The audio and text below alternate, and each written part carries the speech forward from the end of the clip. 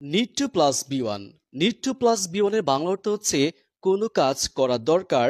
R needed to plus B one এর বাংলা অর্থ হচ্ছে কোনো কাজ করার দরকার ছিল।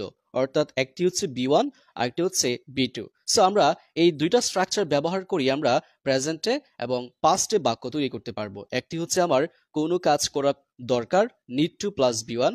কোনো কাজ করা দরকার ছিল, needed to plus B one. চলুন প্র্যাকটিস করি।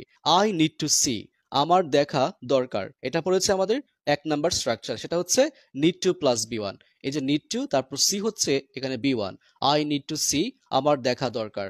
I need to learn English language, আমার ইংরেজি ভাষা শেখা দরকার। Do you need to manage him, তোমার কি তাকে ম্যানেজ করা দরকার? এটা আমরা ইন্টারোগেটিভ বাক্য তৈরি করেছি। যেহেতু প্রেজেন্ট টেন্সে আছে, তো আমরা প্রেজেন্ট টেন্সে যে ভার্বটা আছে ডু, যেহেতু সাবজেক্ট ইউ, তাহলে ডু আসবে। Do you need to manage him, তোমার কি তাকে ম্যানেজ করা দরকার? আই নিডেড টু সিট, আমার বসা দরকার ছিল। এটা আমরা 2 নাম্বার স্ট্রাকচারে ব্যবহার করেছি, সেটা হচ্ছে পাস্ট টেন্সে আছে। Needed to plus B one, কোনো কাজ করা দরকার ছিল। আই নিডেড টু ট্রাই, আমার চেষ্টা করা দরকার ছিল।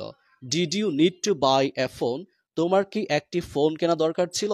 এটা আমাদের ইন্টারোগেটিভ বাক্য তৈরি করেছি। যেহেতু আমরা জানি যে পাস্ট ইনডিফিনিট টেন্সের ভার্ব হচ্ছে ডিড, ইউ এর আগে ডিডটা বসাবো। So did you need to buy a phone, তোমার কি একটি ফোন কেনা দরকার ছিল?